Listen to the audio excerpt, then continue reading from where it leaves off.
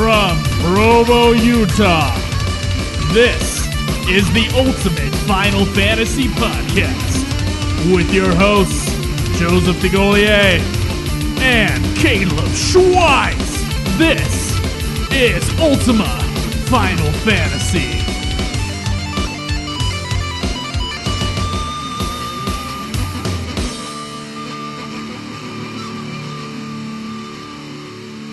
Welcome to another episode.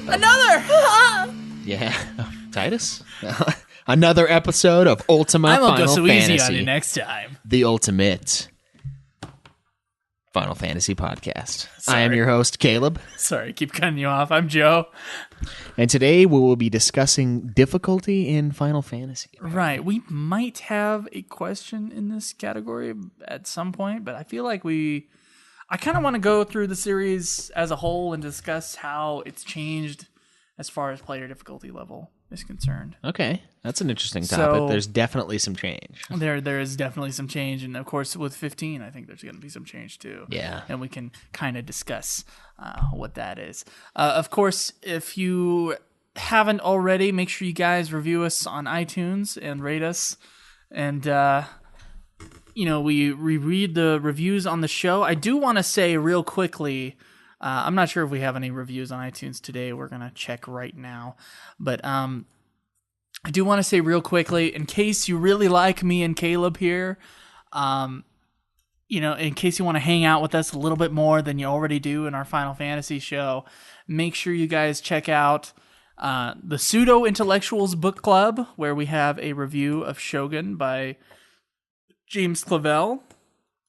And every time we sit down to record episodes, we go in the following order. We go Getting Fat with Caleb and Joe, Super Sexy Swinging Fanfiction, and Ultima Final Fantasy. If you want the full experience of our Saturday mornings, listen to Getting Fat with Caleb and Joe. That's Fat, P-H-A-T.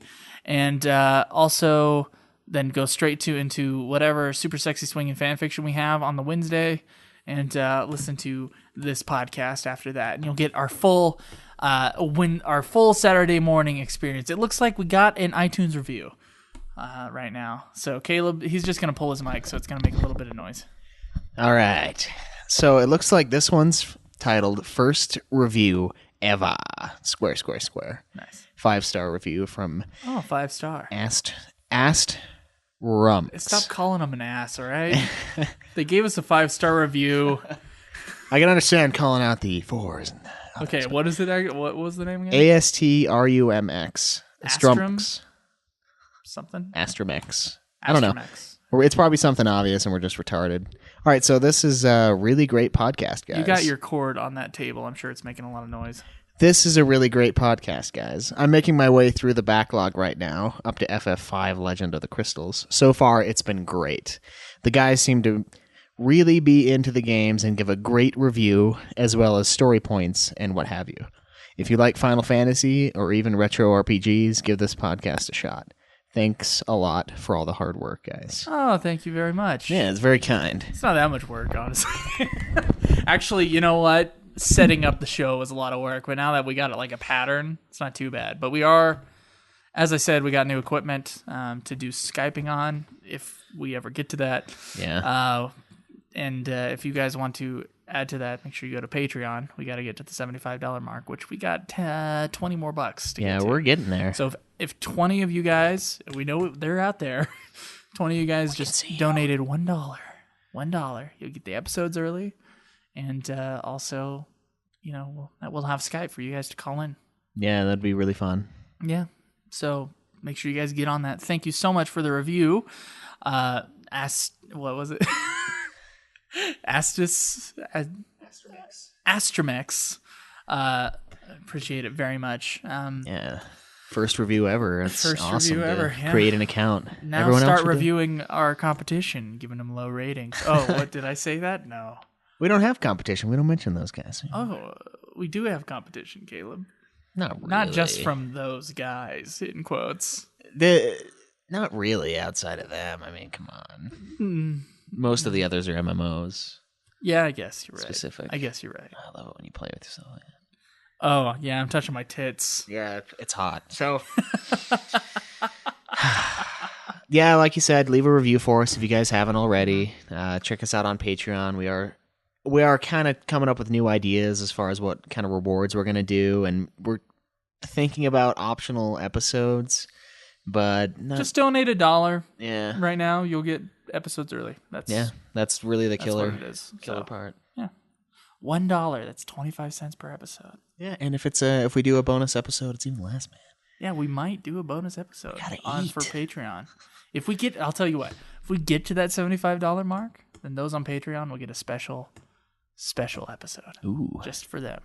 nice. We'll still do this show, of course, every week, but Right. they might get a little one every once in a while. Just for for the thank you. Yeah, an ongoing thanks Yeah. of sorts. Yeah. Oh, by the way, Mecha Messiah. Not sure if you listened to the episode where we told you your stuff is in the mail. It should be there on Thursday. Oh, nice. Yeah. So as far as our mug and shirt and bumper sticker, they're all coming. So Yep. And we enjoy those. We didn't put a thank you note, but we do want to thank you very much for the support. Yeah, a sound thank you note of sorts. Yeah. Thank you.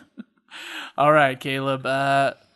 We got some news, I believe, don't we? Yeah, definitely. News.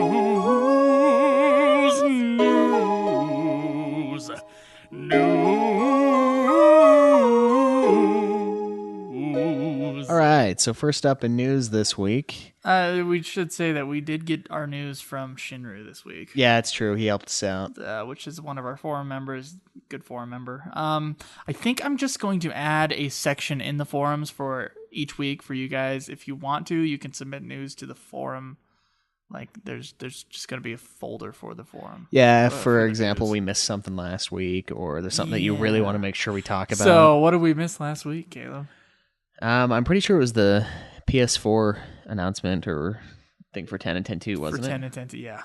I mean, we knew it was going to happen anyway because it was leaked. I felt like we talked about it on the show, maybe not that week, but I think we talked about the PS4 release. But I'm not sure. Yeah, I don't think we brought it up as news last week, and so we got a correction from it. For not talking about it. Yeah. So yeah, Final Fantasy X and 10.2 HD Remaster will be on the PS4 in May. Which is kind of cool. And also they have this new feature, a music switching option, apparently, which is, exactly what it sounds like.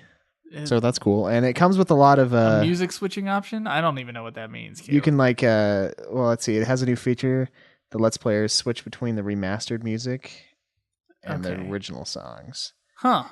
So I didn't even notice they were remade. They're a little different in 10. I've noticed a little bit of a difference. I haven't noticed anything. So I mean, it's not like cool, it's not I like guess. 8's and 8's original soundtrack. Yeah, such a big difference on the Steam re-release. And there's some cool stuff. There's like a desktop calendar, an awesome edition the of the special edition. game. Yeah, I saw the calendar. If you go for it, I'm probably not going to get it though. No, I'm not either. I got this bullshit edition with the PS3, and I don't think I need another one. Yeah. Yeah. It probably looks... it does look really good. We'll be done in a month with 10, so... Yeah, it's a little late. Yeah. So that's kind of cool, and that goes along with the missed news. So... Fun stuff. What else Let's see, there's some new videos out about Type 0, which is... More Type 0 trailers? Yeah, 3. There's some about the voice work. We're getting close, man. It's true. It's only a few more days. Yeah. I'm surprised they're still releasing shit. Come on, just let us play it. They're like, all right, here's everything. You don't even have to play it now. Ha, you already bought it. Spoiled. Admittedly, you could have played it a long time ago. That's true. If you wanted to play it. So I'm wondering, Caleb, and this might be a question in the question segment. Are you going to play the 15 demo?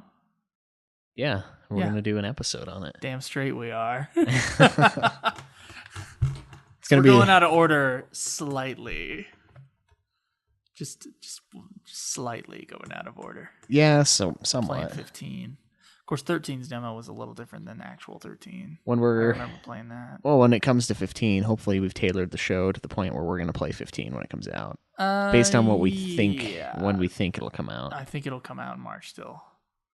I think we'll get an announcement at E3 this summer of the release date of 15, and it'll be March. I You hope hear so. me, everybody? Write it down. Yeah, I sure hope so.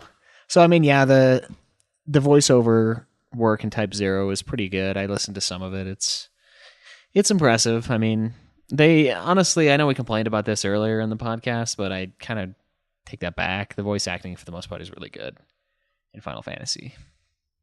English. 10 has its problems with 10 voice does, acting. but I know 12's is really good and 13's is really good voice acting too, even though some of the voices I felt like were oddly chosen, but yeah. I mean they're well crafted. So Right. Right. So one cool thing about the Final Fantasy 15 demo apparently. Let me see. You okay, Caleb?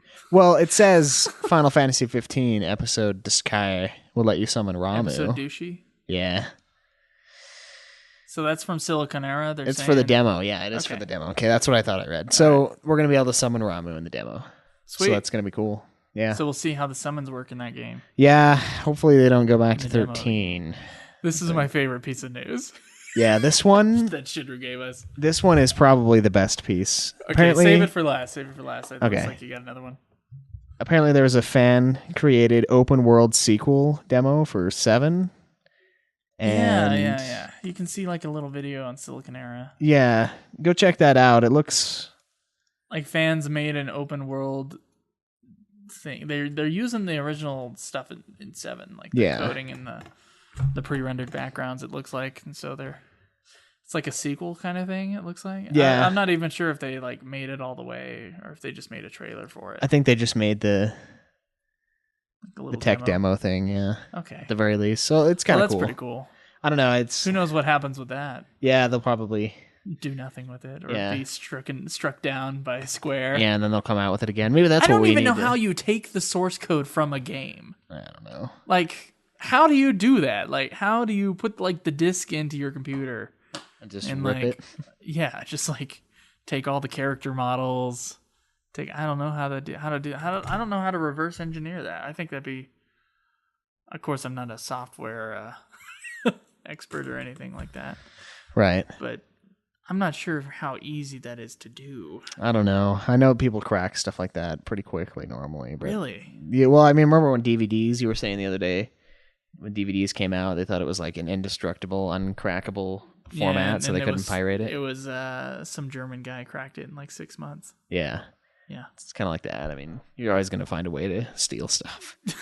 So the final and most interesting piece of news here is Final Fantasy 15 featuring product placement. This was hilarious. There's a screenshot here where they're at their camping site and their tent is a Coleman tent. Yeah. Which is hilarious. Hilarious. I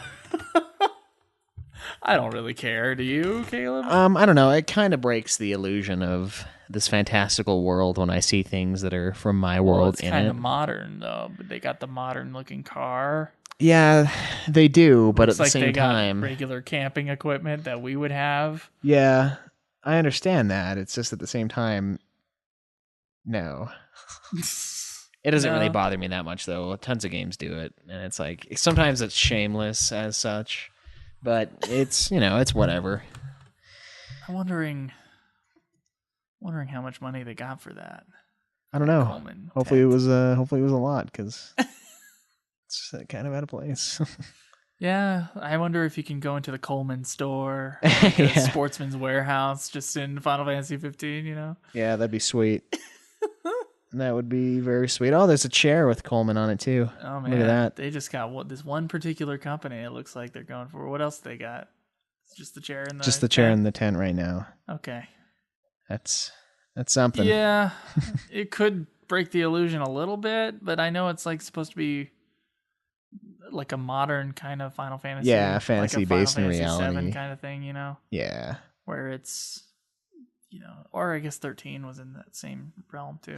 Sort of. So it's not like 14, and it's not like the older Final Fantasy. Yeah, games. where they're back in the day kind of settings. Yeah, where they're kind of Western fantasy sort of things. Yeah, that's true. That makes it okay. I mean, I'm not gonna shit myself over it or anything like that. Yeah. it's whatever. I thought it was funny, actually. Yeah. Looking at that picture, I'm like, nice. Well, hopefully they got a pretty penny for it. And Yeah, hopefully that helps out. I doubt it's going to affect the game, really. No, honestly, it doesn't really play much of a part of it, unless, of course, it pauses on it intensely. It's like a close-up, like the ass shots in Final Fantasy X. Yeah, if it does that with it, I'll be like, hey, this is a little much. But Coleman. yeah, I get it. All right, is that it for news? I believe it is. I think he gave us a couple more links. Like there was an interview with the maker of Final Fantasy XIV. He was talking about coming up with like the new race or whatever. Yeah. Al Ra. I didn't feel like that was news because the news would be that there was a new race, which we already got that news. But I'm gonna add a place for everybody if they wish to submit news to us. Certainly makes our job easier. Not that you need to make our jobs any easier than it is right now. Yeah. And also we'll talk about whatever you guys submit if it's something we deem worthy enough. If it's deemed as news to us. Right. News is news. It's new. It's something that we didn't know about before, and it's usually we stay away from the fan stuff though if it's something big, Yeah, we like the big stuff. Yeah. All right, Caleb, let's go on to our discussion. All right.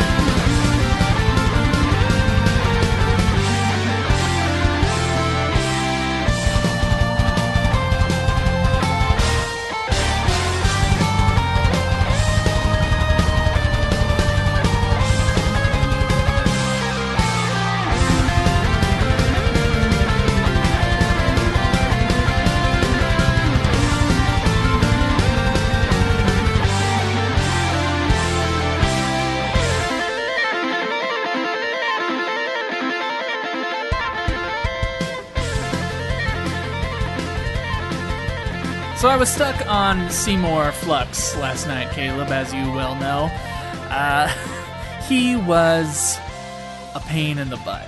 And I had to do what you said you did, was that I got all the summons up so that their limit break or overdrive ability was ready to go. Mm-hmm. And as soon as he started doing that thing where he takes someone, where he does his bullshit move and takes him out of the battle, automatically. Whenever Seymour Flux was about to do that, I would summon and do a limit break on him. So that was pretty sweet, and it took him down real quick. Yeah. But otherwise, if I were playing that game normally, as I did for the first 2 tries, it took me 3 tries to beat him. I think maybe 3 or 4. I think it was just 3 though. If I was playing it normally, he would definitely be he was a seriously difficult boss to deal with. Mm-hmm. I mean, who have you had problems with in 10 so far? Maybe besides him. Besides him, I know right now everything is just being melted by your ultimate weapons. Yeah, nothing's standing in my way. No, with 10, I'd say the biggest problem outside of this guy was I think he's something Keeper. I can't remember what his name is, but he's right outside of Mount Gagazet when you start going down to Zanarkand. And he's got 40,000 HP, but the problem with him is he cast Reflect and Regen and Kiraga on himself. Mm-hmm. So my spells bounce off, so Lulu's useless, and he gains health every turn, every second basically. Wow. And he casts Protect also. So he's completely protected. I didn't have Dispel, and my chair just got broken by Joe. That's awesome.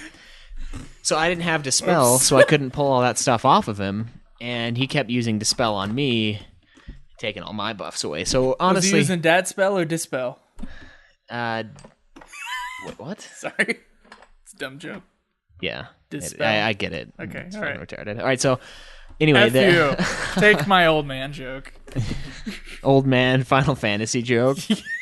Back in my day, we chose our guys. old men, their humor deteriorates down to wordplay. Yeah. So, any wordplay joke is an old man. I love wordplay jokes, though. Yeah. Yeah. Just an old man at heart, I think. Yeah. I got the memory problems. That's for sure. Yeah.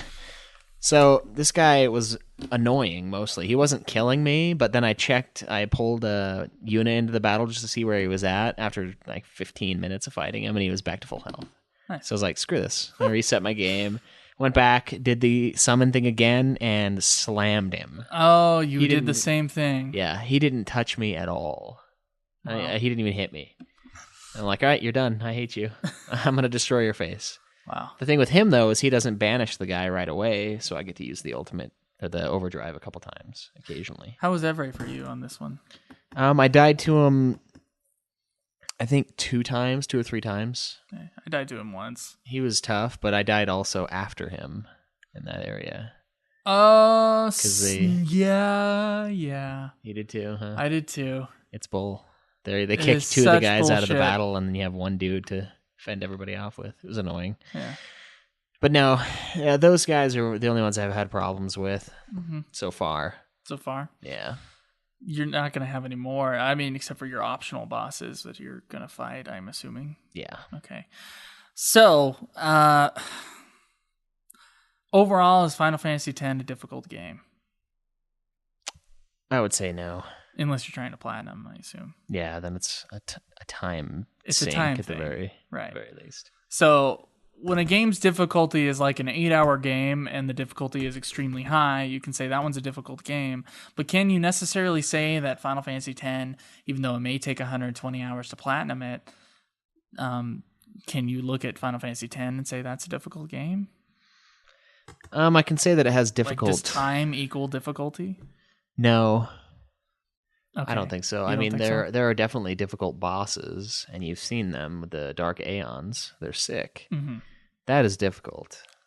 But as a whole, I would say the game's not very hard. Okay. You can complete it without that much of a All right. problem. So as far as mainline series Final Fantasy games go, and we've played all 14. We haven't won 11 yet, or 14, but we've played all 14, right? Yeah. Okay.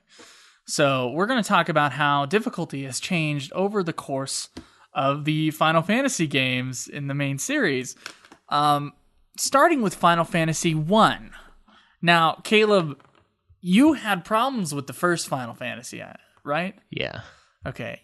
I played the Dawn of Souls version, and as long as you got 2 or more warriors in your party, game's pretty darn easy. You also speed level too, so I sped level, yeah. so there's that. I didn't do that in any other game in this thing. You did. We didn't have the rules yet. You did that in 4. No, That's the same that doesn't thing. count. You didn't that even, was part you of the didn't even game have to mechanics. actually It wasn't fight. emulation. It was essentially an Okay. emulation. Anyway, so think about the difficulty of the very first Final Fantasy game on the original release, so the NES version of the first Final Fantasy. And you played the PlayStation version, which fixed one giant problem with the Yeah, NES it did. version. One thing that makes the NES version way worse than than anything on the planet. Yeah. And think about that versus Final Fantasy X. And think about the difficulty level. I mean, has the difficulty level gone up or has it gone down? I think it's gone down quite a bit. Yes, of I think course. I think they're getting easier, honestly. And why?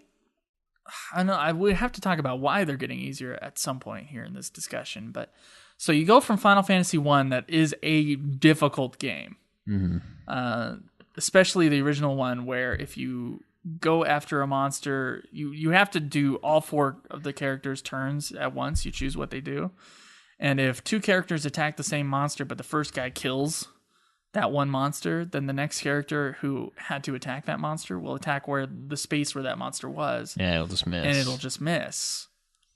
Thus making the game possibly, I mean, that battle could be 4 times as hard. Yeah, I mean, I'm sure people got used to how much damage they're doing and about where it would be to kill things.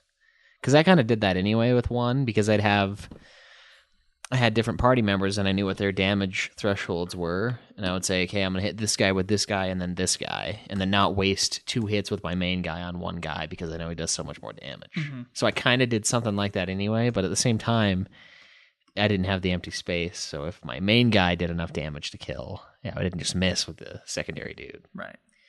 Now, level ups in Final Fantasy 1, I think you could go up to level 50, right? Yeah, and levels were pretty slow. And the game overall is a pretty slow machine, unless you're playing the Dawn of Souls version. And if you're playing the Dawn of Souls version, both 1 and 2 are pretty quick games. So you can play it in like 10 hours, and you'll beat the game. How long was your file save on the first Final Fantasy? Do you remember? Was it like 20? It was like 20, yeah. It was like 20 hours, so it's twice as long in the original version. And thus, I would say probably about twice as difficult. I mean, I mean, I was running into some kind of ridiculous problems with healing items, and there was no scaling of potions back then, so it was just potion. So I had there was just potion. That's right. The one potion, and then I had like a cure spell with a couple different. I don't think they didn't have Phoenix down in that first one, or the second one. I think it was 1 and 2 that didn't. Yeah. Yeah. They got Phoenix down later. I think it was rare in 3 to get a Phoenix down. I don't think you could buy them. I think it was like 4 that you could start to buy them. Yeah. I could be wrong about the timing on those. I mean, it's been a while since we played them, but I remember you cannot get Phoenix down in that first game. Yeah, and it's a pain. And so you have to go and get resurrected at the church. Or get life with the white mage. Or get life eventually with the white mage, yes. Yeah. But you would have to have a white mage. You couldn't do that with the red mage. Nope. And the white mage is, besides their cure spells, totally useless. I don't know. Do you remember their attacks for the white mage? Yeah, it was bad. But I mean, nothing. Christian was able to beat it with the white mage, black mage, warrior. What version was he playing? He was playing Dawn of Souls. There you go. He was playing Dawn of Souls. Now, the original version of that game, though, is bullshit. They made Dawn of Souls so much easier. And honestly, let's see, Dawn of Souls came out early 2000s, right? Yeah, 99 or 2000. Yeah, it was a Game Boy Advance game. So maybe a little later than that. But it was definitely for the Final Fantasy X crowd that they were putting out Final Fantasy 1 and 2 out for Dawn of Souls. And for the Final Fantasy 7 crowd, they put out the PlayStation version, which is much harder than the Dawn of Souls versions of the first 2 games. However, a little bit easier than the original NES version. Yeah, looking at it, I'd say so. Yeah. And so we go to Final Fantasy 2, which, of course, changed the entire leveling system. The first one, of course, had a normal leveling system. Mm-hmm. You level up. The bosses have their whatever level that they're on. They're stuck on that. And they stayed with that until Final Fantasy 8, I think. Yeah. Which is when the bosses started to, fluctuate with with your own characters. And I think that might be the only game that they do that in. 7 does it a little bit. 7 has the one exception, I think. Right? It's just Sephiroth at the end. And he's like an auto kill anyway. Yeah, once you get there, he's pretty easy. Anyway, so the first 2 games, difficult games. Yeah. The second game, if you're cheating, is a grind. It is, and we were both cheating, quote unquote, and it was still a pain. Yeah. Like that last area, that Jade Passage. Holy God. It was tough. Yeah. I mean, each new area, and I remember each new area in Final Fantasy II being much more difficult than the previous area. Yeah. And I'd say the same with Final Fantasy III also.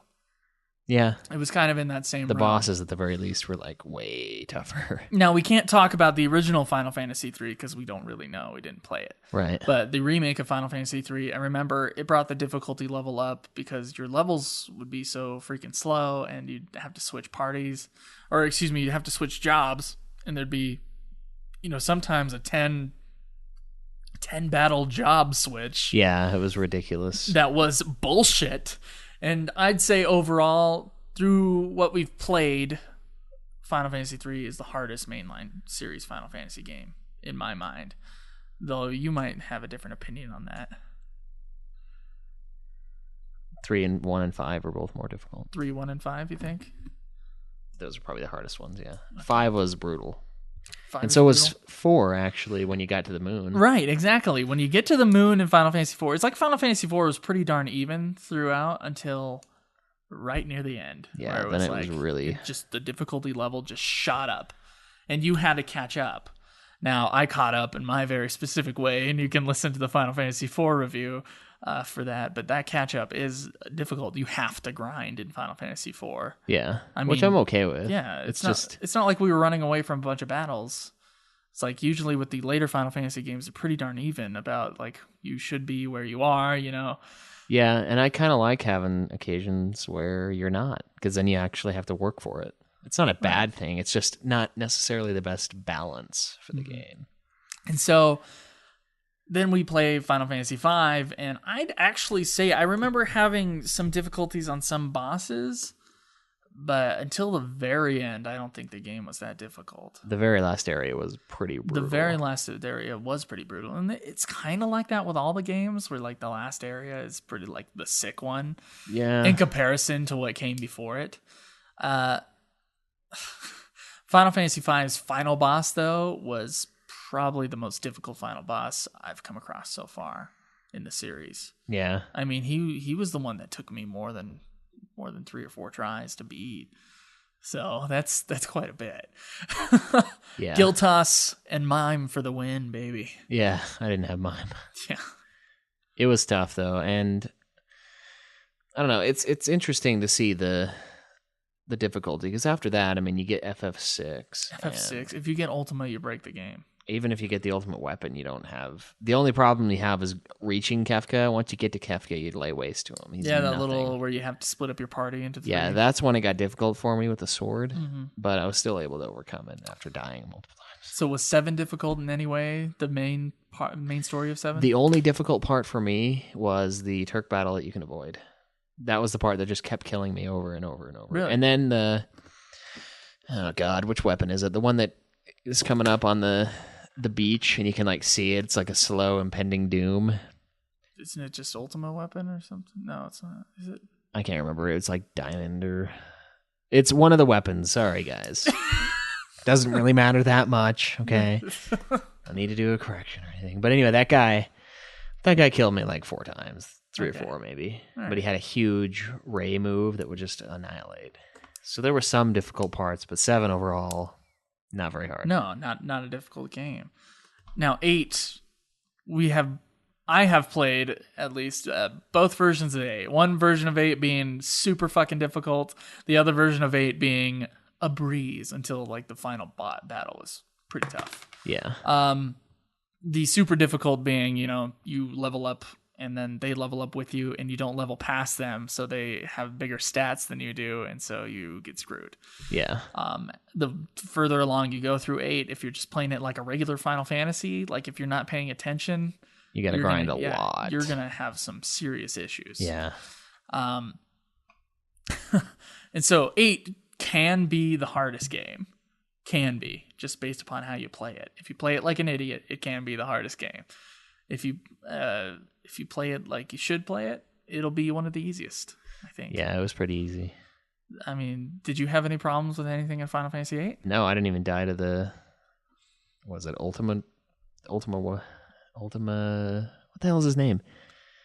Omega weapon? Omega, yeah, not Ultima. I'm yeah. Like, what the fuck? I killed him in like first try. You guys saw me I know. fight him. I saw you do it. I was almost dead, but I killed him. That was pretty impressive, I'd say. Yeah, my guy was... That old Squall was sick. You did quite a bit of extra stuff in 8. I did, yeah. No, we did hardly any extra stuff in Final Fantasy IX. And I remember the last boss for both of us in Final Fantasy IX was difficult. Yeah.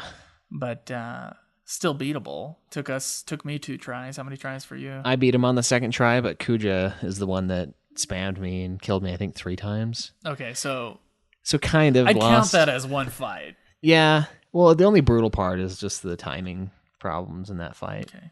And Necron was sick, though. He was difficult. He was a tough boss. But the rest of 9 was really easy to but make. Beatable, yeah. I lost I maybe had 3, 4 other game overs at most. And that's just because I was trying to level up old equipment to get those abilities, and then I got killed by a boss, and I'm like, you know what? Screw you. I'm coming back. Certainly if we knew the status abilities thing. Well, no, it's not that. I was trying to It would be even easier. I was trying to earn all the abilities, so I was using old weapons. So I wasn't using my best stuff, and then I was like, hey, screw you, and I threw on all the best equipment and came in and just freaking kicked his teeth in. Nice. On a couple different bosses. And then we got to 10, When and we got to 10, we've had a couple problems with bosses in 10. yeah, which That's interesting. I'm okay with. And honestly, the Mount Gagazet is kind of a tougher area. Like, there's some dudes that can do some pretty good damage. I can tell you from playing what I have played of 11, I've died a lot, considering I've only played like an hour of the game. Yeah. So as far as I can tell, 11 is a very difficult game. But I don't think that should be part of our discussion necessarily for 11. 14's an easy game. Yeah. So far. The 15 or so levels that I have. The game just barely opened up, though. So I'm not going to talk about 14 either. 12, though. The difficulty level of 12. I feel, from what I remember it being much harder than the other 3D Final Fantasy games. Yeah. Yeah. Do you remember 12 and how difficult it was for you the first time you played it? Honestly, once I got past Judge Geese and there's like a giant spider dude in the caverns in one of the areas fairly shortly after Geese. That was a pain. But after those two, I basically figured everything out. But Geese, I had to spend hours on that damn plane leveling up with the stupid alarm going off in the background. And everyone's holding the damn Zwill blade thing or whatever it is. Because I'm like, hey, no more customized weapons. You're all holding a sword. So I can't get past this. What about you? I had trouble with almost every single thing in Final Fantasy 12. Yeah. It was a seriously difficult game for me. Now, admittedly, I see now that I played 12 wrong. I played it wrong. Yeah. The only time when 12 got easier is when I finally got like the bubble belt. And you would have to do hunts to do that. And I was kind of against doing side quests at the time. Still, that part of me still exists. And so I wasn't going out of my way to do other things in 12. And if you're just doing the main story, I think 12 can prove quite difficult if you're not intentionally trying to kill everything in your way. Yeah. Which I wasn't into. I wasn't into doing it. I was trying to get to the story, and 12 stories, of course, few and far between. Yeah. I mean, to get to the cutscenes, 10 gives you a cutscene every 5 seconds. Yeah, it's true. But 12 is like every 5 hours. You get a little slice of something. Yeah. So yeah, I felt like 12 was extremely difficult, but we'll see when we replay 12.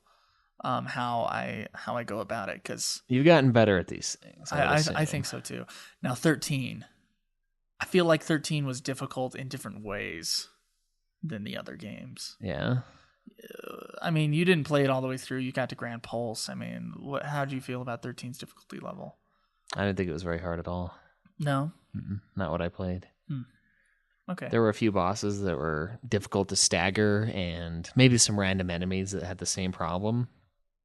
Okay. But I honestly don't remember very many game overs in that game for me. All right. Until I started fighting the big bastards on Grand Pulse, and then I got a lot of them. I was like, hey, I'm staying away from that. Okay.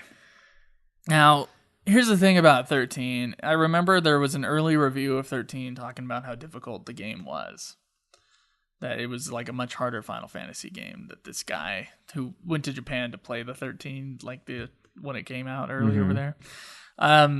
I remember him talking about how difficult the game was, because it was strategy based. It's not like the other Final Fantasies. It seems before 13, you kind of level up to a point where you can take on whatever you go against. Yeah, except 13, you would still kind of do that, but it was mostly like you're trying to figure out the best way to stagger someone. Yeah. And, what parts of the boss to hit at what times and whatever. So it's like this big strategy thing. And I kind of agree with that guy. I think 13, many of the bosses are very difficult to just figure out. But once you figure it out, it's easy. Yeah. The thing is, before you figure it out, you will have a couple game overs. I remember the Pope-looking dude. I can't remember his name. I fought him. I think it's before Grand Pulse, like just before it, or during Grand Pulse at some point. You fight this guy that looks like the Pope, and I remember having to fight him a few times. But here's the thing with 13 that the other games don't do, is that it gives you a retry option after you fight a boss. You get a retry option, and then you can go into your stuff and customize it to face a certain guy. Right. Which I thought was a genius move on 13's part. None of the other games have it. Yeah, that takes away some of the strategy, though. I mean, it allows you to be like, oh, I screwed up. I need to do this and this, which takes away some of the prep for it. But at the same time, it's kind of necessary because you didn't know what the guy was going to be weak to unless you're using a guide. Well, it also helps you so that you don't have to go back where we have to do in 10 right now, where you're back at the save point. You have to walk up to the point where the giant cutscene happens. Yeah, that's true. And then fight the guy again. And, you know, I think it's I think that's something that 13 did really well, was having that retry option. Yeah. And having all your guys at max health right before 6 kind of did that too, though. Remember, you would die in 6, and you wouldn't have to load your game at some points. Like, I remember there was something in 6 that was like that. Really? Where my experience would stay. Oh. That's kind of like there'd be like, but you wouldn't. That's a retry option. You don't start right at the boss though. No, not right at the boss. You wouldn't lose XP for dying. I remember that. So that's kind of similar. It's similar. I think they built on that in a good way. But I think 10 is very strategy based too. Yeah, you can get to a point where you're like my guys, where it doesn't matter. 10's a lot like the other games where it's like strategy based upon types of magic. Yeah. I feel like or if the enemy has like an armor based kind of thing or not, where you have to like use armor break or whatever. If it uses a lot of physical attacks, you power break or blind or something. You're working with a lot of other elements in Final Fantasy X. 13 was like which part of the boss to hit, what works best to stagger the boss, how quickly does the stagger bar go down, do I have to use this certain mode in order to stop the boss from going down. I felt like 13, its challenge was in a different way, but it made it easier by having the retry option. Yeah. Yeah. So I think 13, if 13 was like 10, where you'd have to like go back to whatever save point, I think we'd be looking at 13 as a much harder game than we look at it now. Yeah, I don't see it as being that difficult. Now, so we can agree, and 14 is the quests are pretty darn easy so far. Yeah. I know there's like optional stuff that's hard, and I'm not talking about optional stuff in the games because I know they put in things like they put in super bosses to be hard. Yeah, that's their point. So to say that Final Fantasy VII is the hardest game because it has 2 disgusting super bosses, I don't think that really counts. I think it's 7 if you're playing it like a regular player does, just going through. Yeah, it's not that difficult. True. So we can see definitely that the games 1 and 2 and 3 pretty darn hard, 4 and 5 a little less hard, 6, 7, 8 less and less hard, 9 a little bit more, 10 kind of on the same level as 9, I'd say, where they're kind of difficult, but they're kind of with the player. Yeah, mostly. I mean, you could screw yourself over depending on where you go in not the Crystarium. What is it in 10? Sphere Grid. You could screw yourself over and make the game difficult in 10 if you really wish to. You have to really mess up. Yeah, you do. Because you don't get the spheres to get out of the areas for a little while. So. Yeah, I guess. But I'm just having my guys on whatever the path that they're on. I've only used the level 1 sphere thing for Kimari because Kimari ran out of places to go. But Titus is getting pretty close to running out of his area, and so I'll probably move him to the Aurum side of the Sphere Grid, which will make the game super easy. Yeah, it does. So the games have gotten simpler and easier as the series has gone on, and I think part of that has to do with at least from Final Fantasy IX to Final Fantasy X, there's more save points. There's more points to retry. So it's much less frustrating. Like in Final Fantasy III, you have to go up to whatever tower, and it takes 20 minutes just to get up to the place where you have to take an hour to fight all the bosses. Yeah, it's tougher. So that was such bullshit in Final Fantasy III. So it's interesting that the games have gotten easier and easier as you go along. And with Final Fantasy 15, I know he was talking about how you'll be able to basically button mash the whole game, right? Yeah. Do you remember that? Yep. And so we're looking at Final Fantasies getting easier and easier and easier. And last week we had a question about, the strength of the characters, how they're getting pushed up, and the difficulty level might be getting down. And I think we said, no, it's based upon each game, how much the boss's health is worth versus how much damage you're doing. And it's true, boss's health in Final Fantasy 13 is sick, but you're also doing sick amounts of damage at the same time. The inflation is there. So why do you think the games have gotten easier and easier for the most part? I would say it's because of casual gamers. They're trying to attract a larger crowd, so they make the mainline story something that you can actually get through if you're not used to RPGs. Right. I think that's the biggest reason why they're easier, quote unquote. I mean, like you said, there's always going to be those sick bastard fights, right? That are just put in there for us. They're there to challenge the players. Yeah, they're there for people like myself who want to kill everything inside. Okay. It's violent, and but that's more a reward for those really dedicated players. I think a lot of it is just trying to get more casual players involved. And then honestly, some of the problems, like with one, that's a programming error, honestly. That's stupid. Like in what real situation can you imagine doing that? You're fighting somebody, you take one of them out, and then you punch the space where they were standing before. That's retarded. There's no reason for that to exist. So honestly, the biggest difficulty block in one is something they were like, oh, it's just an oversight. It's I would say that's the biggest part of that. So I think they've gotten better at making the games also. Okay. So they understand that it has a pace, a certain sort of pace to the story. They want you to continue the story. They want you to play the game and not just be like Caleb Craig and just say, all right, I can't beat this guy, I'm done. Can't beat Evray, I'm done, right? Yeah. And which is weird because he hasn't beaten 9 yet either. Okay. He didn't finish it. Too bad for him. Yeah. He's not on the show. Nope. I gotta say, part of me kind of misses the challenge of the old ones, but at the same time, I feel like the newer games, in quotes, because Final Fantasy X is still from like 2001 or something. Yeah, it's like a little old. The newer games, they feel they're more fun in a sort of way. I mean, a lot of people disagree with that statement, but it's less of a brutal challenge to the player. Like, I bet you can't beat this, which I feel like 1 through 4, they were really they were really going for that. Like, oh, you better work hard in order to get this. 1 through 4, it felt that way. But with the later games, I feel like it's more like, hey, we're going to challenge you a little bit. We're going to make this guy a little bit more.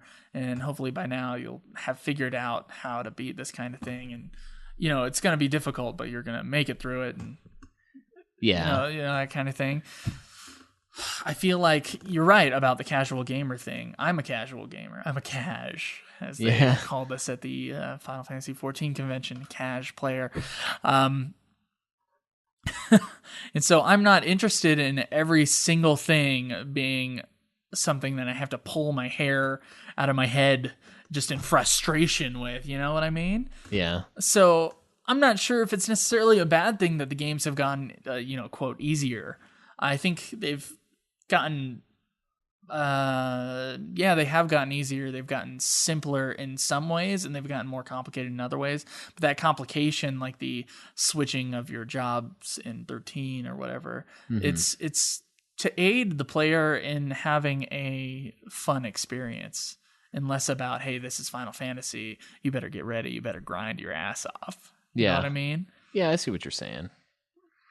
I agree with that, and it's not necessarily making them better games, because a lot of the way we judge the games is heavily on story and then very heavily on gameplay.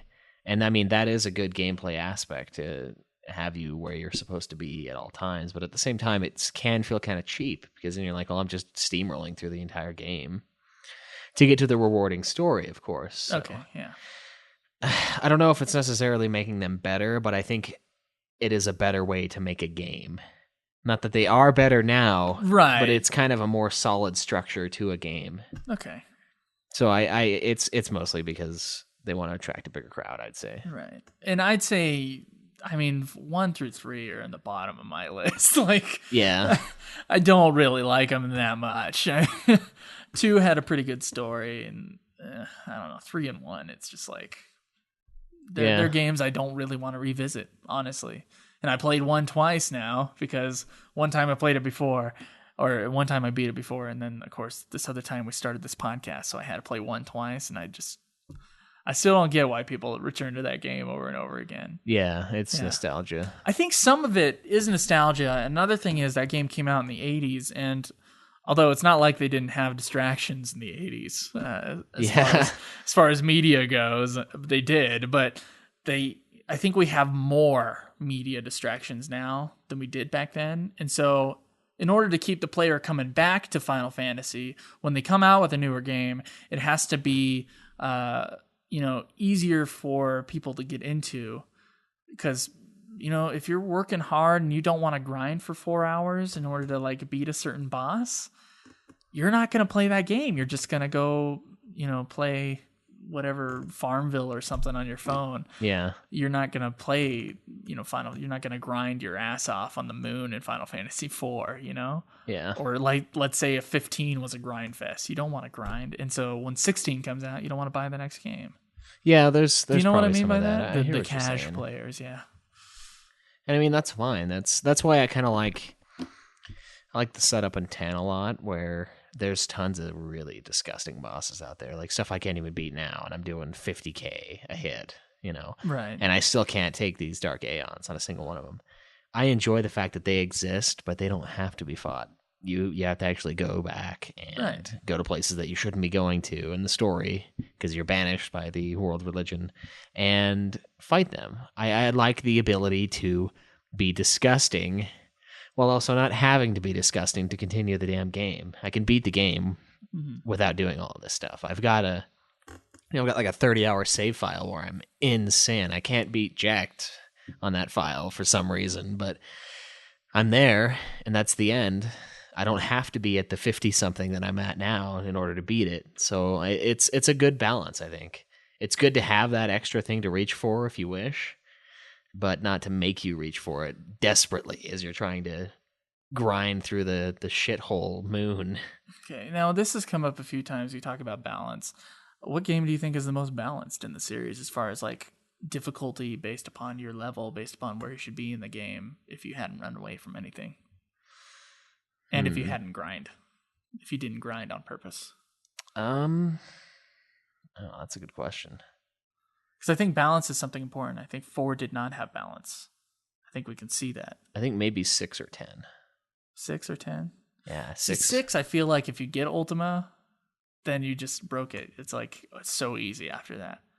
Yeah, I felt like it was balanced before then, though. Pretty well. Like, there were always boss fights that were too tough to handle, and I had to go back in and try a different strategy, but I never felt that I couldn't possibly beat a guy. Even when I unlocked those dragons, and I had that one flying around me when I saved while he was flying around me, I knew that I was going to be able to beat him. Okay. I just got hammered 40 times trying to do it. Right. Because they're difficult. I felt like that was a pretty balanced one, and I think 10 overall is fairly balanced with the sphere grid. When you follow it, I mean, you get what stuff that you need to be using in battle in order to win, and that's balanced gameplay. Okay. What about you? I'm thinking like 7 and 9. I felt like on 7 things were challenging, but they were never like disgusting. Mm-hmm. And you could always grind a little bit and then get further in 7. I feel like experience in 7 was just like given to you, like thrown out at you. And I think 9, was in a similar fashion too, where like wherever you were at is kind of how difficult the boss was going to be. Yeah, 9 was pretty really balanced. even. Yeah, I just felt like the game was well timed for your experience versus where you are in the game. Yeah. So I don't know. I kind of like that experience of having the game be very even. Yeah. Yeah. Instead of like 4, where it's just suddenly bullshit. Yeah. And you have to grind 20 levels in order to get to the last guy or Yeah, last it's area. crazy. Yeah. And so, but yeah, with 6, I felt like there was a drop off where it just became super easy. I mean, to get just all you have to do is talk to this one dude to get Ultima. You don't even have to like do anything, and you'll have Ultima, and it'll suddenly be a super easy game. Or you get the sword, and it'll be in a pretty easy game after that too. Yeah. I mean, that's endgame though.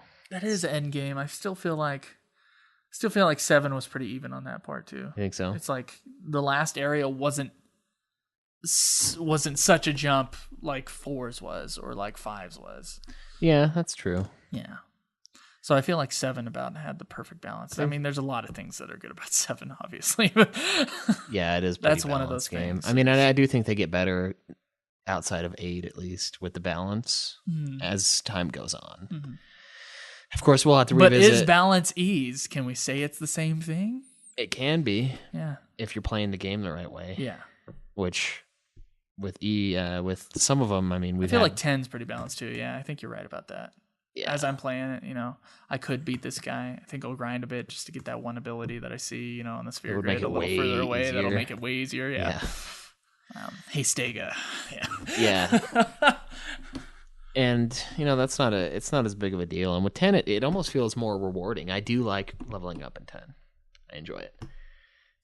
Yeah, the faster the battle speed is, the funner it is to level up. 13 and 10, they're disgustingly fast. Yeah, so they're as fast as you want it to be. Yeah. 13's is really fast, even if you don't want it to be. So. Yeah. And casting haste on your guys in 13 is amazing. Yeah, they're already pretty quick without it. So yeah, that's true. So yeah, I think that basically wraps it up. I mean, the series has gotten easier. I think we can both agree on that, except for maybe 11. I've heard some scary shit about 11. The series has gotten much easier, but we're not sure if it's a welcome thing or not.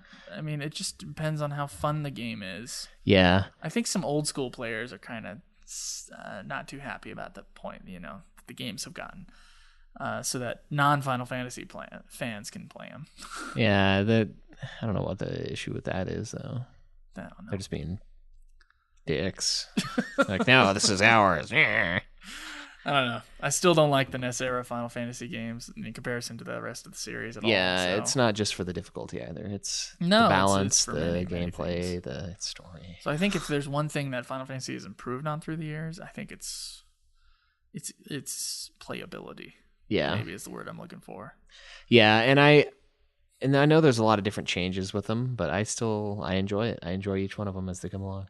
All right. So, okay, well, Caleb, we have actually talked for quite a while now, but let's do a couple questions from the question segment, shall we? Yeah, let's do it. Questions for us.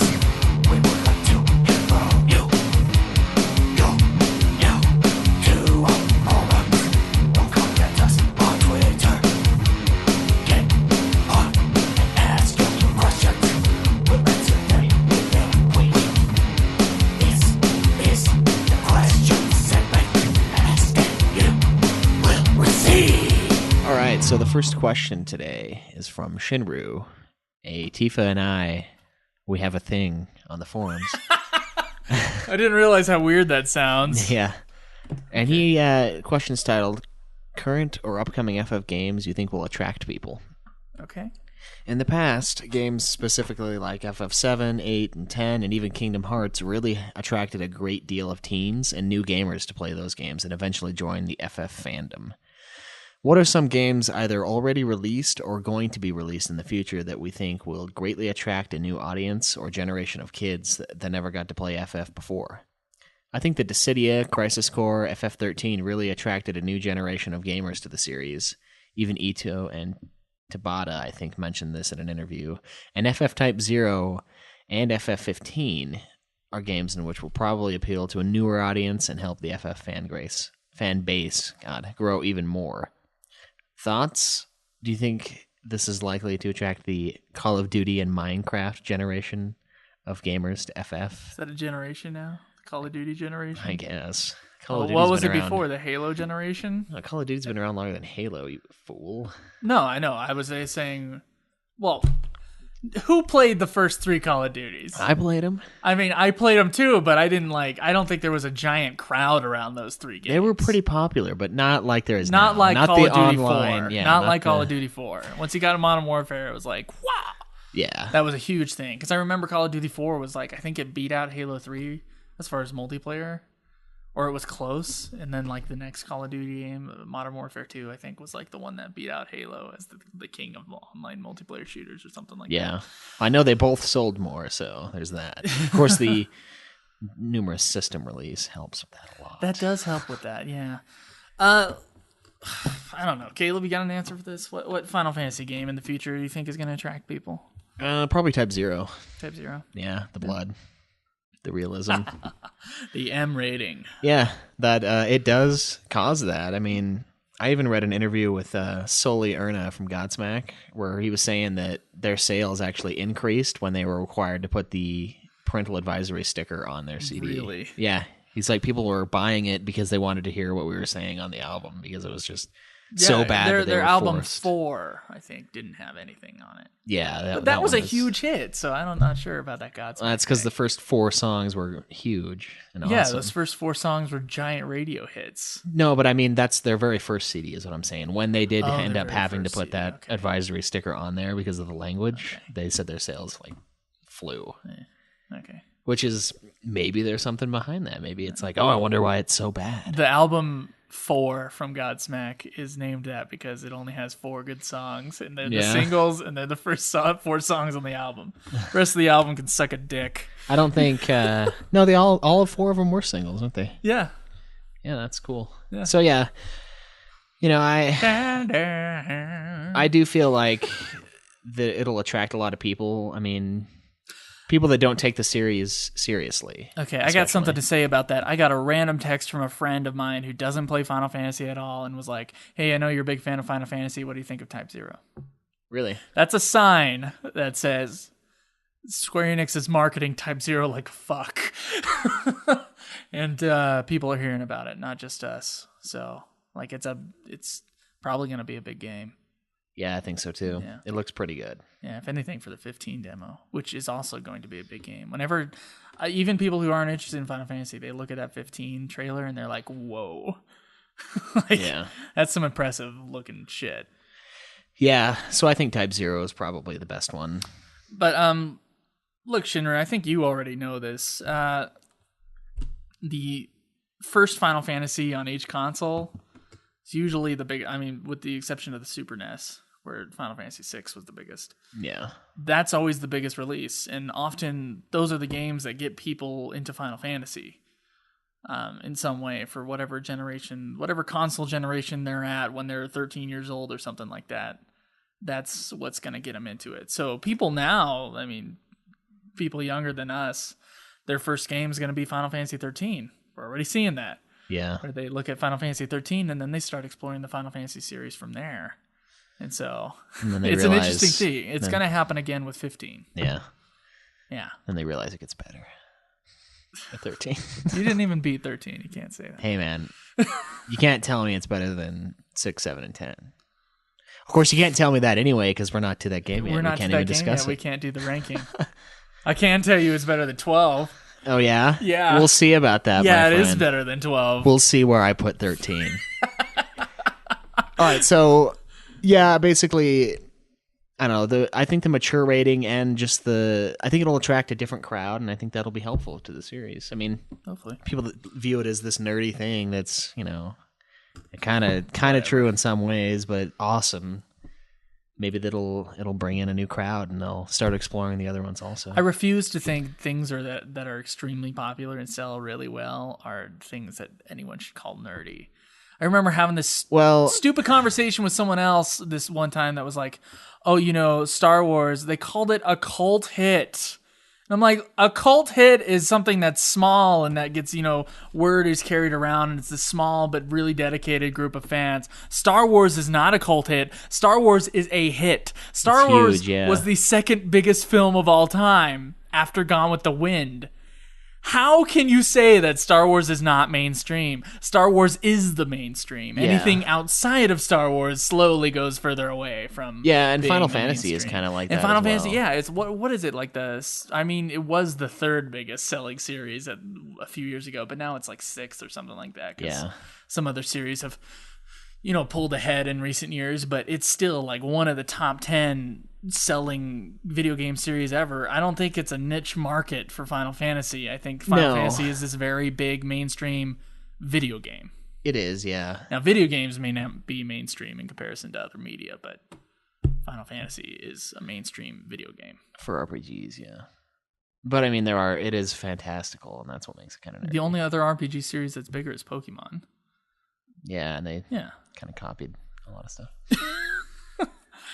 I don't know.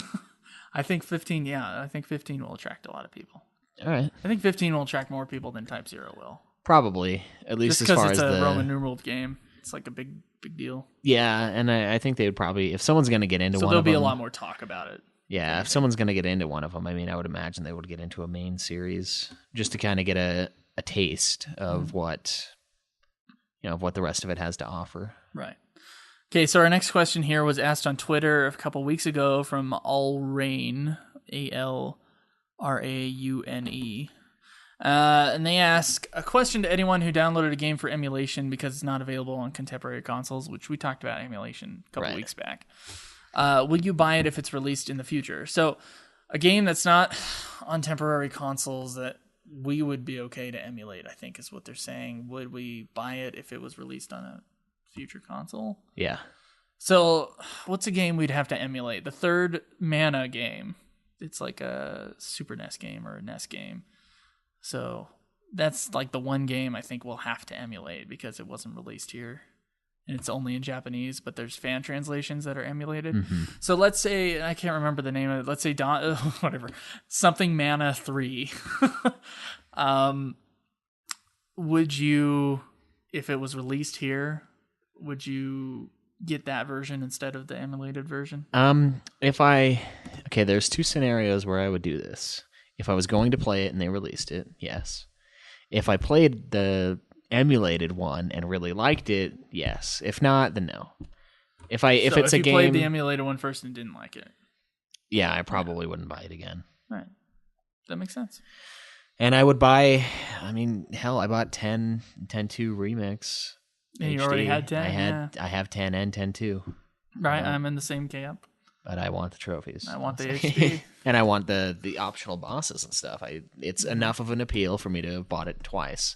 So I don't see why I wouldn't buy an emulated game when I'm willing to buy two versions of the same game. Admittedly, I used to emulate games, but I really don't know now.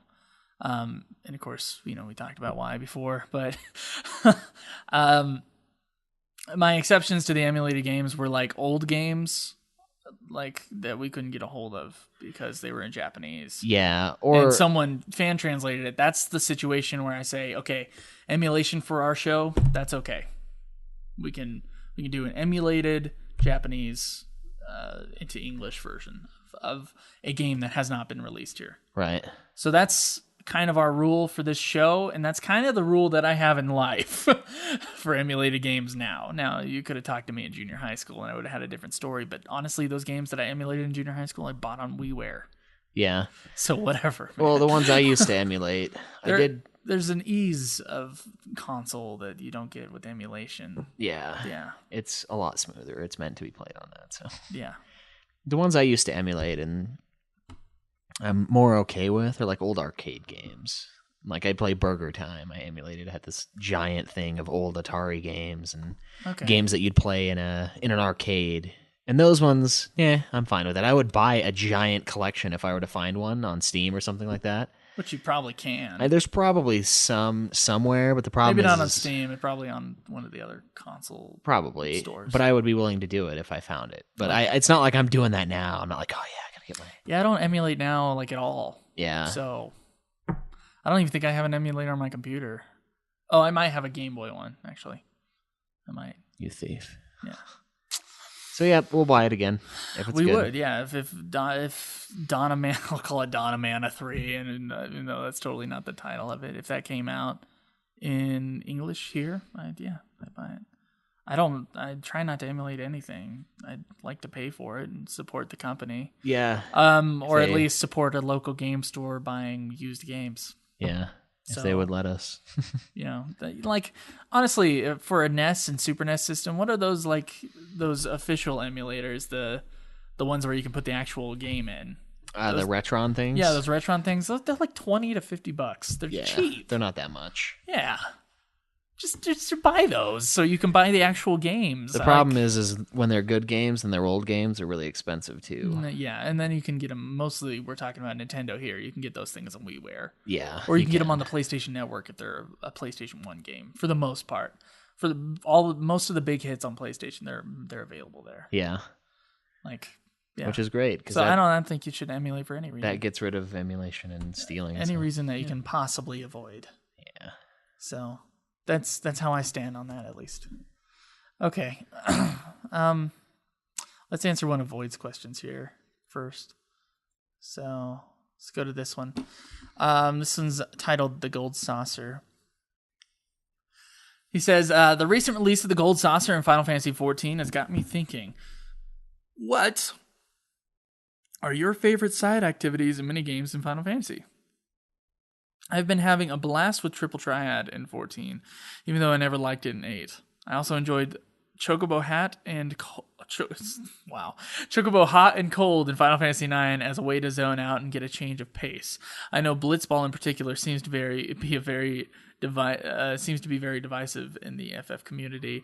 How about you guys? What are your favorites? While we're at it, what are your least favorites?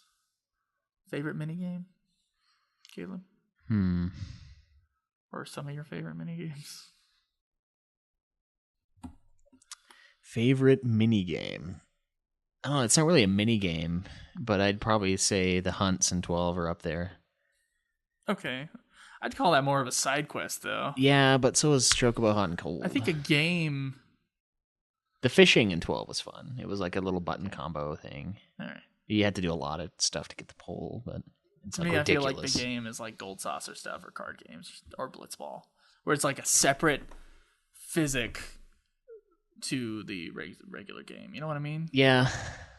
I think that's how I would define a minigame in Final Fantasy. So your options are limited, but...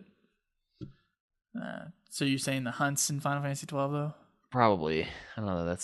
But you never played the hunts in 13. I played a few. Okay. They were fun. They were like They're just the same hunts.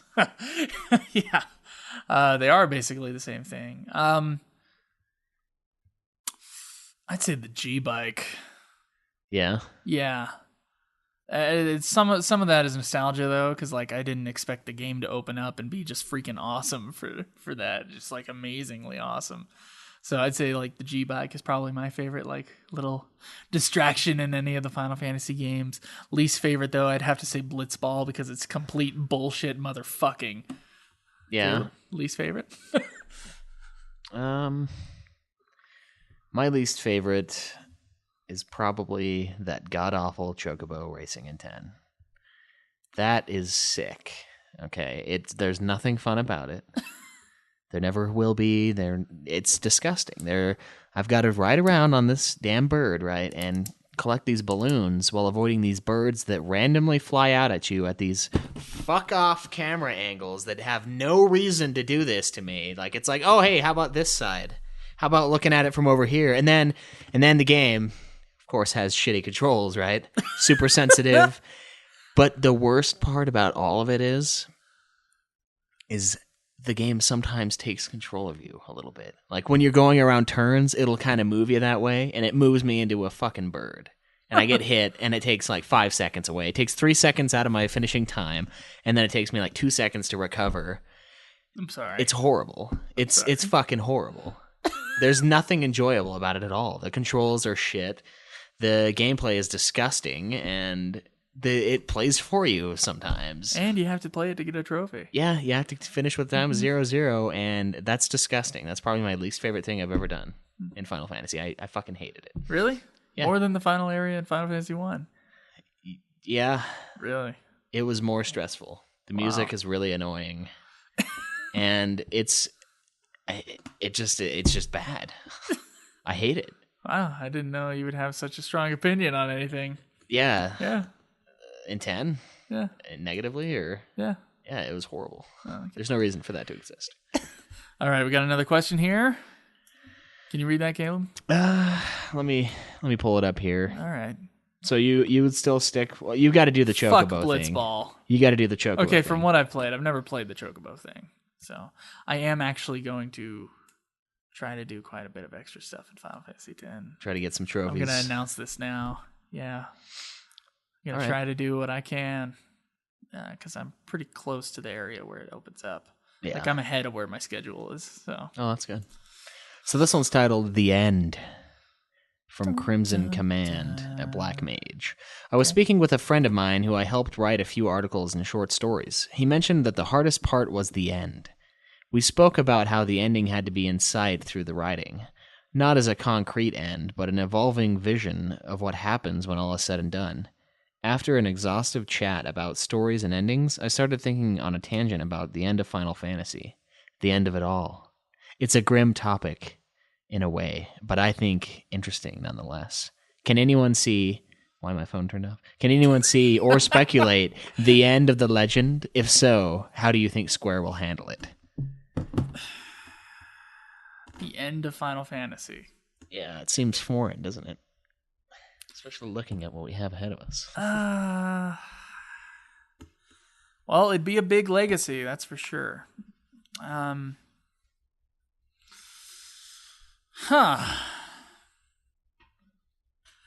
That's such a weird thing to think about.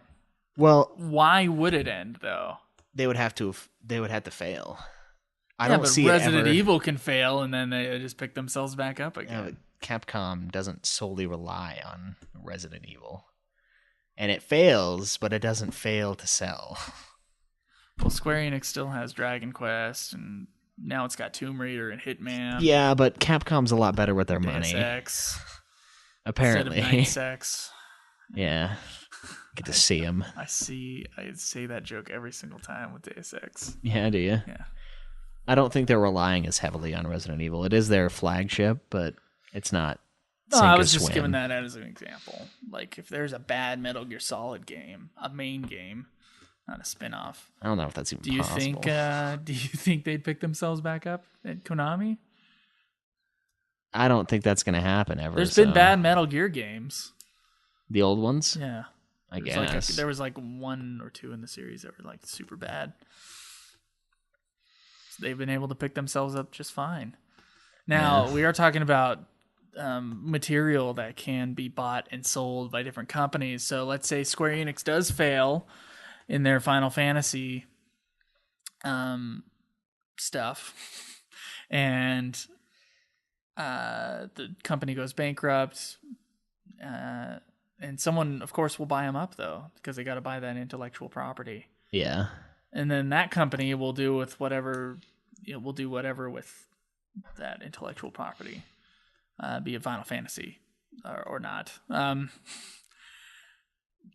don't know if it ever will end in the foreseeable future, honestly. I don't see it happening. As long as the games make money.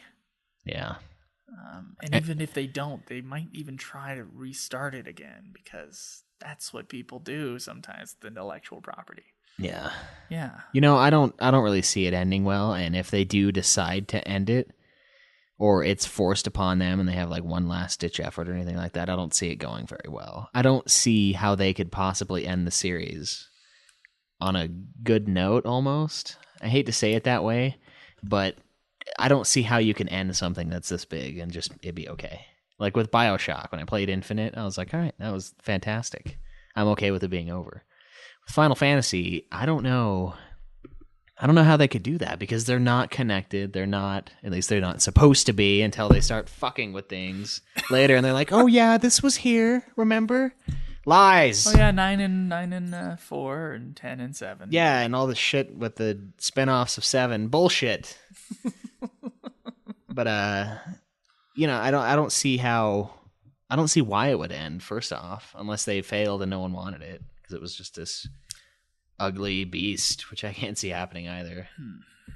That is a weird topic, honestly. Now, if it were another company, like if Sony bought, it wouldn't work that way, because Square Enix is also the distributor of their games. Yeah. So the only reason why some big intellectual property like Final Fantasy would ever stop is if there was some issue with the rights.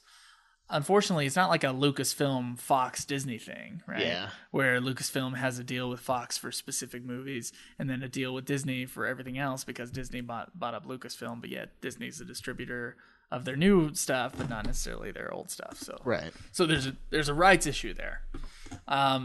With Square Enix, they publish their games also. So if a company bought up Square Enix, they'd buy up everything Square Enix. There'd be no rights issues. They might fire everybody, and we might consider them bastard Final Fantasies, but at the same time, they would still be Final Fantasy. Right. And I don't think they'd mess them up in a way that we wouldn't want to play them. Honestly, if anybody bought them, they would be like, hey, we're going to do this and this, and it would be fine still.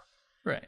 So Unless, of course, it wasn't, and then they'd probably tank. Now they might get to like Final Fantasy 20 and say, "Hey, we're done," and then 10 years later they reboot the series again. Yeah, there could be something like that. Who knows? But I don't That's know. not really an end, though. No, and I think the spinoffs would keep coming too. Yeah, Forever. yeah. It's only if they stop making money, which they won't. Yeah, I don't think so. They won't, not anytime soon. And if they stop making money, it'll just be for like a temporary thing, and then they'll decide to reboot or something like that. It'll be like Mortal Kombat, Yeah. only better. Well, yeah, of course. So I don't see an end in sight. I mean, yeah, I just don't see one unless someone bought the rights and just sat on it. Yeah, that would be weird though. Yeah. Like some rival, like BioWare, bought it, and they're like, yes. No, but then they would make their own game. Like, why buy it if you're not going to make your own version? I don't know, especially because they're so different. Like, no one would buy RPGs. Square Enix and not pump out a Final Fantasy. Yeah, I don't see that being worth it at all. Right. So like, ooh, I want it for the Tomb Raider. Yeah. We laugh about that now, but all right. And the last question I think we'll answer today. What do you guys think of the crystal mythology that runs through a lot of the Final Fantasy series? This is from Void, of course. I've been recently playing Final Fantasy XIV. And the main story is a huge throwback to the first few FF games with different crystals and the Warriors of Light. It seems to be a big theme in Final Fantasy 1 through 5, and it fell away until Final Fantasy 9. Do you think the crystal mythology is interesting? Is it played out at this point? Would you like to see new takes on it? Or would you rather they drop it and move on to other things? I don't really care. I know that sounds strange coming from someone who loves the series, but honestly, as long as the game is good, I could give two shits whether or not it has to do with crystals and like, the Warriors of Light. It was cool. I think it was overplayed in the beginning, and it was like, wow, isn't this the same game that I just finished? I think Final Fantasy V, probably our review, we were talking about, repeating, like, it's just the same story over and over again, just like more detail. Except for 5, that had last for most of it. Wow. And 4. 4's kind of the odd man out in that one, but it still has the crystal mythology. Yeah, but 4's story is way better than 1 through 3. Yeah. It's substantially better. Yeah, but I think 5, yeah, whatever. Anyway, crystal mythology, I think it was, they broke away with it in Final Fantasy VI. But Yeah. because 6 is so damn good and it's one of the big main games in the series, it's like we accept it. Well, they kind of broke away from it. They still had they were still crystals when the summons kind of gave themselves up. Oh, crystal imagery. Yeah. So they kept the It's images, not but the crystals. It's not the that lore, hold though. The world together. I mean, they had the statues, but Yeah. yeah. The lore is completely different. 6, 7, 8, 10.